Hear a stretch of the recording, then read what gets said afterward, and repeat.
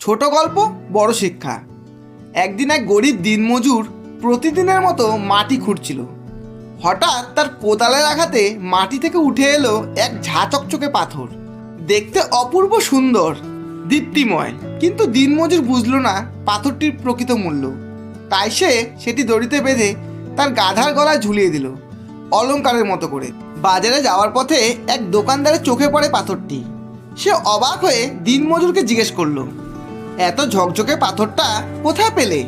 দিনমজুর হেসে বলল, মাটি খুঁড়তে গিয়ে পেলাম, সুন্দর লাগছিল তাই গাধার গলায় বেঁধে দিলাম। দোকানদার মুগ্ধ হয়ে পাথরটি মাত্র 50 টাকায় দিনমজুরের থেকে কিনে তার দোকানে সাজিয়ে রাখলো। দেখতে সুন্দর তাই সে ভাবলো দোকানে সাজিয়ে রাখলে শোভা বাড়বে। এর কিছুদিন পর এক গয়না ব্যবসায়ী সেই দোকানে এসে পাথরটি দেখে চমকে উঠল।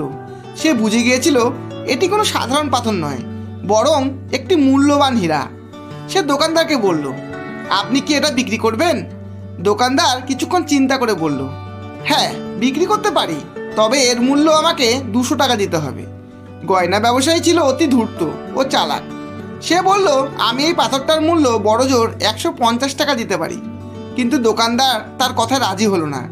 গয়না ব্যবসায়ী ভাবলো, ঠিক আছে, আর যদি দোকানদার 150 টাকায় না দেয়, থাক, কাল না হয় এসে 200 টাকা দিয়েই কিনে নেব। কিন্তু সন্ধ্যায় আরেক গয়না ব্যবসায়ীর গাড়ি খারাপ হওয়ায় সেও ওই দোকানে এসে দাঁড়ালো। আর পাথরটি তার চোখে পড়তেই সে আর সময় নষ্ট না করে সরাসরি দোকানদারের কথা মতো 200 টাকা দিয়ে হীরাটি কিনে নিল। এর পরের দিন প্রথম গয়না ব্যবসায়ী সেই দোকানে ফিরে এসে যখন শুনল হীরাটি বিক্রি হয়ে গেছে, সে রাগে ফেটে পড়ল। সে দোকানদারের উদ্দেশ্যে বলল, মূর্খ, তুমি জানো না এটা কত দামি হীরা ছিল, তাই এত মূল্যবান হীরাটি তুমি মাত্র 200 টাকায় বেচে দিয়েছো। দোকানদার শান্তভাবে বলল, আমি না হয় জানতাম না, কিন্তু আপনি তো জানতেন, তবুও মাত্র কিছু টাকা বাঁচাতে গিয়ে আপনি সেই হীরার মালিক হতে পারলেন না। তাহলে আসল মূর্খ কে, আমি না আপনি? বন্ধুরা, এই গল্পটি আমাদের 3টি গুরুত্বপূর্ণ শিক্ষা দেয়। 1. কৃপণতা নয়। সবসময় টাকা বাঁচানোর চিন্তা করলে অনেক সময় অমূল্য কিছু হারিয়ে যেতে পারে। 2. সঠিক সময় সঠিক সিদ্ধান্ত নিতে না পারলে জ্ঞান থাকলেও তা কোনো কাজে লাগে না। 3. সময় অপেক্ষা করে না।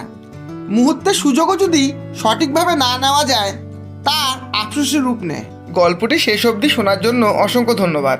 গল্পটি ভালো লাগলে একটা লাইক অবশ্যই দেবেন এবং বন্ধু ও আপনজনদের শেয়ার করে চ্যানেলটি সাবস্ক্রাইব করে পাশে থাকবেন।